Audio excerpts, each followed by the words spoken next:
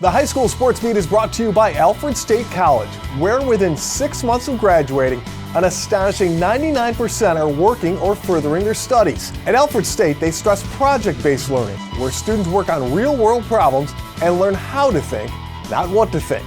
Visit alfredstate.edu. Sports. It's who we are.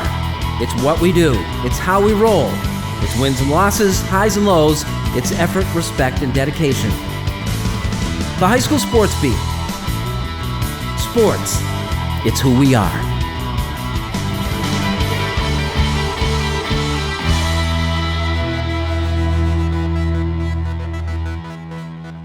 Hello everyone and welcome to the High School Sports Beat brought to you by Alfred State College.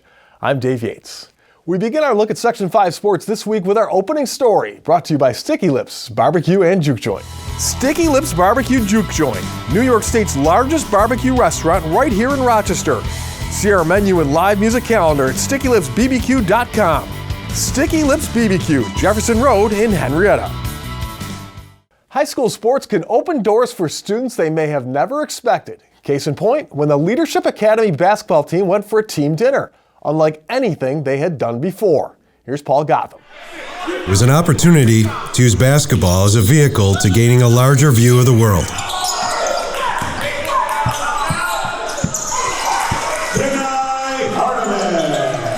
First-year Leadership Academy coach William Broom wanted his team to grow as one off the court. A night dining together at Texas de Brazil provided that chance. One of the things I wanted to do was give the kids an experience that I felt like they may not genuinely have any other time. We always talked about breaking bread together and what that signifies, for me in terms of my faith in the Bible. So it was something that I thought we wanted to do, and so I wrote a letter. My assistant principal decided that she was going to run with it and give Texas de Brazil a call, and we just waited. I feel like basketball was one of the things that helped me through life. When I was in high school, that what motivated me to keep my grades the right way, because again, I felt success in basketball, and then it helped me feel success in the classroom because the same way I worked on my jump shot was the same way I had to work in Algebra 2, same way I had to work in English, and I can use those things in my background as a school counselor to kind of get the kids to understand, it's bigger than basketball. And the thing is that the kids say the same thing, is that this dinner wasn't based off our basketball team. It was bigger than basketball. It's us together, coming together and eating and breaking bread and sharing stories and just, showing love to one another. Man, it was great. We are brothers. It's a brotherhood. We all be with each other in school. We just always gelling with each other, and to go out and eat with each other outside of school and outside of the court, something good. It was a great experience. The outing started with Broom reaching out to the restaurant, looking to see about a group rate for the team. Broom received better news than expected. It had to go to corporate, and then once it went to corporate, according to the assistant manager at Texas de Brazil, it was, for the most part, a no-brainer. Our assistant principal came and told me, she said, they said they're going to take care of everything, they're going to foot the bill, and you guys can go. And so we were truly excited. The players' initial response to the idea? I was surprised. I'd never been there before, so it was a good experience and stuff like that. I was just surprised. What were your first thoughts after looking at the menu? I'm ready to go. No, I didn't even know what it was. I ain't even gonna lie. I didn't know what it was. I was like, we going to Texas de Brazil. He's like, yeah. I'm like, what's that? He's like, Brazilian steakhouse. So I'm like, oh, it's good? He was like, yeah, because he been there. So he was trying to make it more exciting for us. So he was just like, yeah, I've been there. So he's like, all right. And then when we went there, I'm like, yo, I gotta come back. I gotta come back. I told my mom, just take me here for my birthday.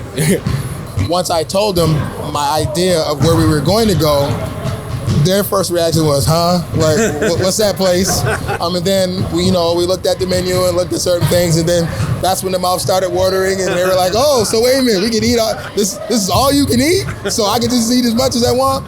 But it was something that they were excited for, and I think they were excited for it because of the simple fact that it was us together.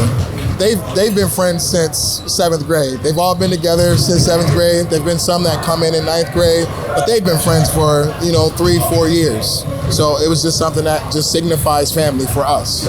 That's why I was so surprised. I didn't even look at nothing. He just told me it was good, so I just took his word for it. I'm like, all right. And we just went. It was good. I was like, Sitting down together changed any uncertainties. And the food? bro, they brought out 2 meats. I was full of 2 portions. I never got full of portions of meat. Like, I got full of, and they just kept bringing more. I'm like, come on, like, give me a break. Like, yeah, they just kept bringing more. I'm like, yeah.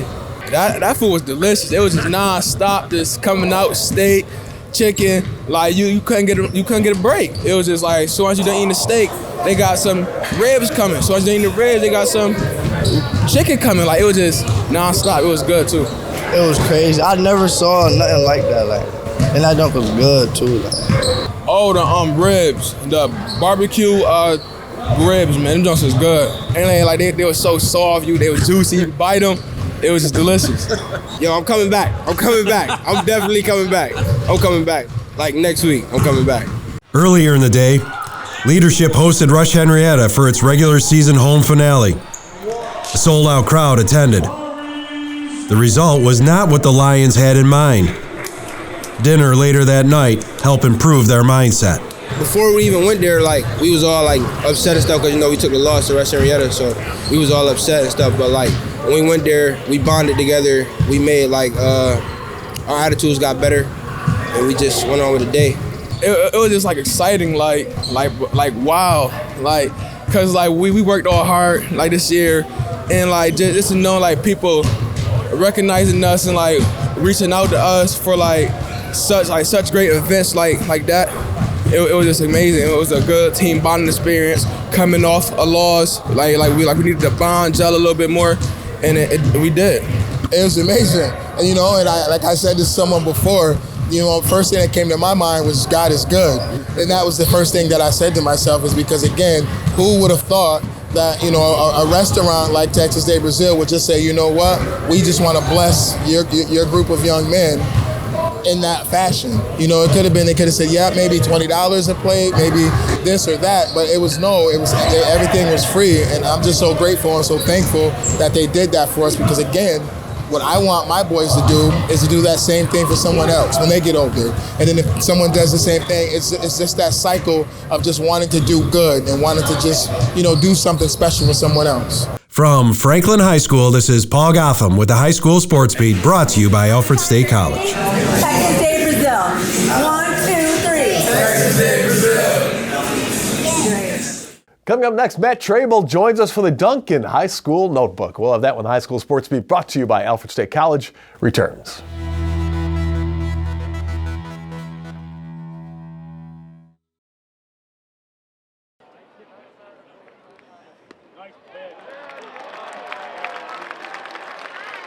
When Girl Scout ingenuity meets Dunkin' coffee, you get a cup of can-do. Girl Scout cookie-inspired flavors are at Dunkin'. Try Thin Mints and Coconut Caramel today. And get a medium latte or cappuccino for $2 from 2 to 6 p.m. America runs on Dunkin'.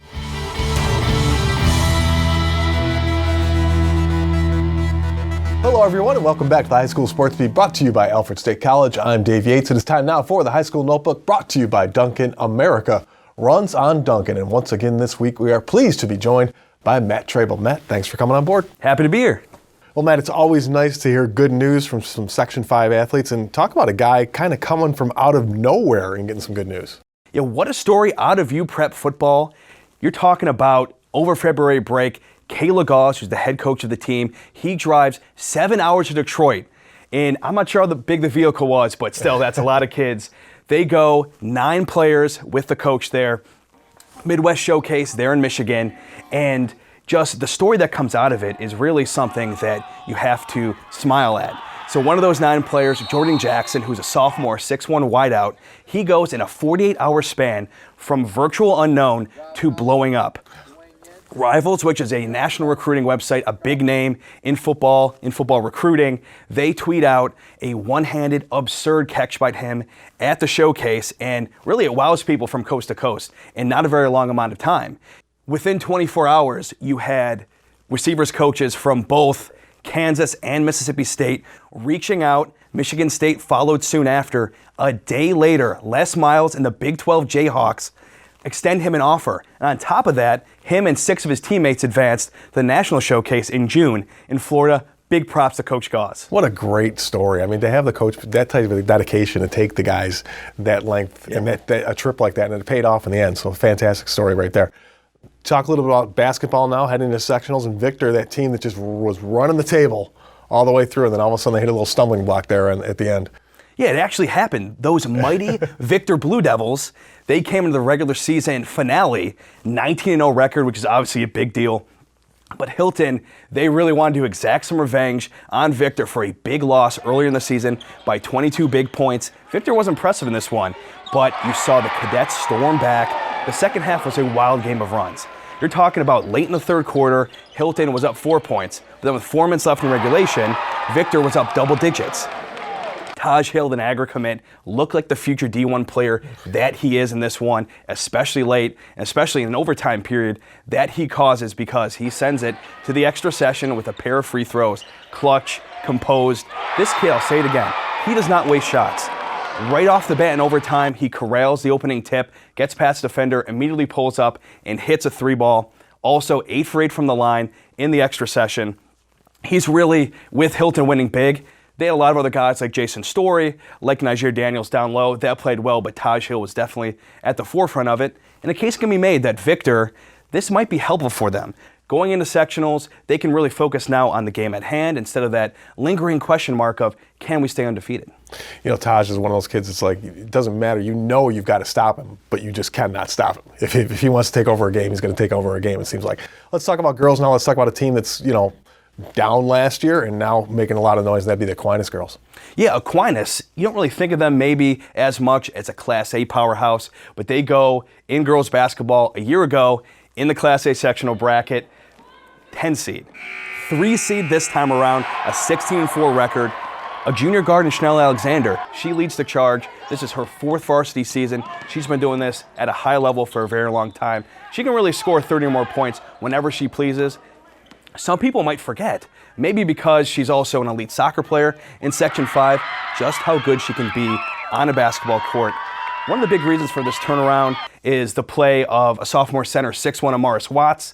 That's also kind of a big name with that last name in Section 5. And then a fellow junior guard, kind of like Chanel Alexander, Julie Sonricker, capable and confident, shooting from deep and also scoring in transition. Always great to be talking sectional basketball. It's going to be a fun time of the year. All right, Matt, great stuff as always. We are back with more of the High School Sports Beat brought to you by Alfred State College right after this.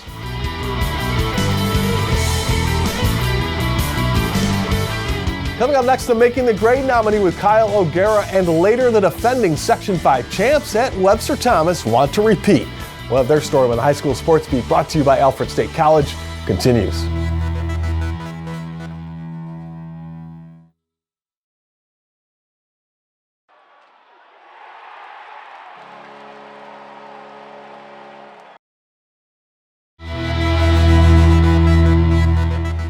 Welcome back, and thank you for watching the High School Sports Beat, brought to you by Alfred State College. Hit the ground running at alfredstate.edu. I'm Kyle O'Gara. Making the grade this week is Eastridge senior Gerald Peretta. Gerald is a member of the varsity swim team at Eastridge and holds the school record for the 200-meter individual and 100-meter freestyle. In addition to breaking records, Gerald is also a Section 5 champion in the 500-meter freestyle and made the first team All-County last season. In the classroom, Gerald has a 95% average and is a member of the National Honor Society. In his free time, Gerald gives volunteer swim lessons to young swimmers. This week, Gerald Peretta is making the grade. If you have a student in mind for our Making the Grade segment, we want your nominations. Send them into mtg@rocksportsnow.com. And now here's Dave with the McArdle Section 5 Spotlight. Thanks, Kyle. Here are some of the athletes, teams, and coaches making news in this week's Section 5 Spotlight, brought to you by McArdle's in Fairport. Come home to McArdle's. The indoor track sectionals are in the books, and here are a few highlights to mention. Aquinas had a huge day, winning the boys and girls Section 5 Class C championships. Nia Williams-Matthews won the triple jump and long jump, smashing her own school records. Niall Colson took 3 titles, winning the long jump, 55-meter dash, and the 300-meter. Gabe Giannini also won 3 titles, taking the high jump, triple jump, and the pole vault. Pittsford Menden's Reagan Whitaker won the girls Class B pole vault. Webster Thomas Jr. Sean Smith won the Class A weight throw and shot put. And finally, East Rochester's Nate Chambers also was a two-time winner, capturing Class C titles in the weight throw and the shot put. Well, coming up next, the Titans head into sectionals with a target on their backs. We'll have their story when the high school sports beat, brought to you by Alfred State College, returns.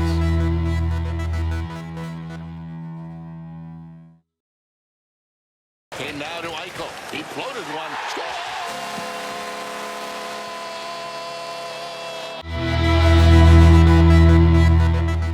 Welcome back once again, and thanks for joining us on the High School Sports Beat, brought to you by Alfred State College. I'm Dave Yates. When Webster Thomas defeated Spencerport 8-3 2 weeks ago, it sent a message that the defending champs meant business, and it's up to the rest of the section to catch the Titans.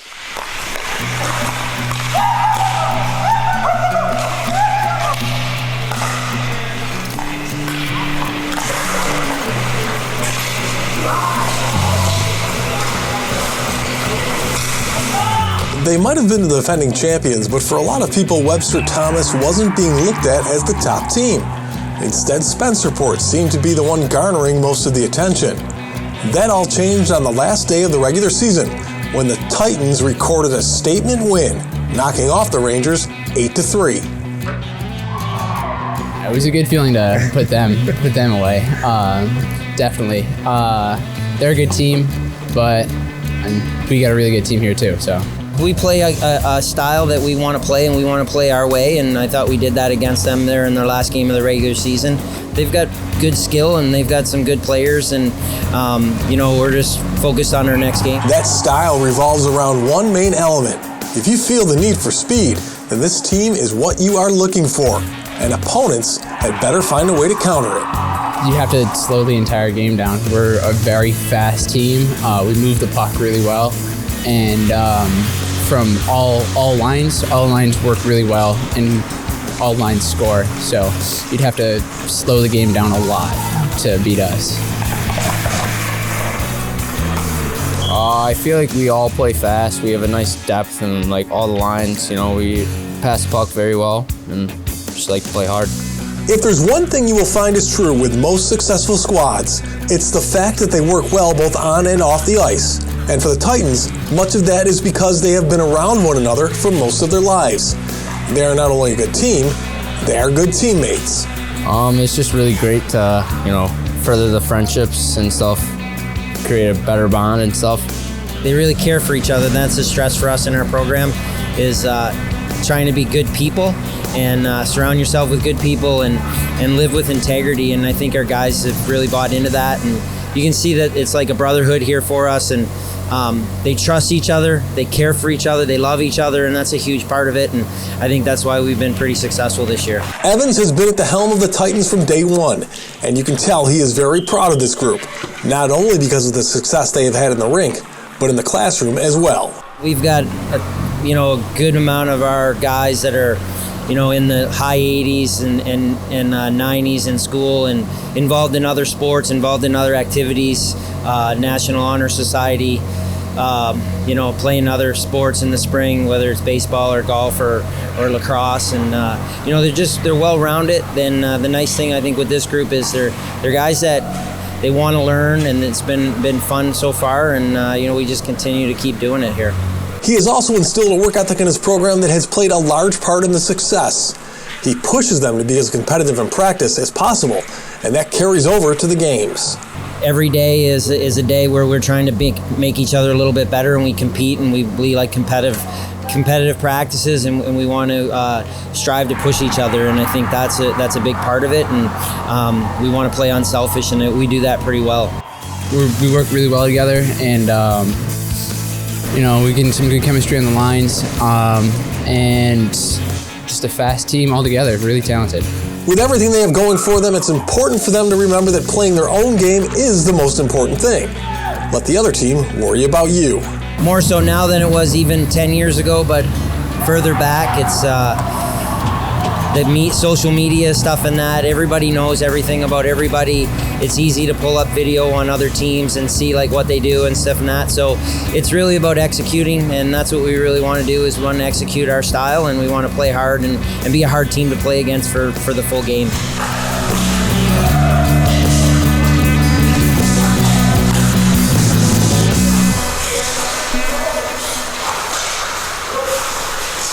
There was no slowing down the Titans in the sectional semifinals. They knocked off Churchville Tri-Like 3-2, and in the finals they will face Canandaigua, who pulled off the upset over Spencerport. We'd like to thank our sponsors, especially Alfred State College, for making the Sports Beat possible. We'd also like to thank the athletes, teams, and coaches in Section 5. And thanks to you for watching. We'll see you again next week.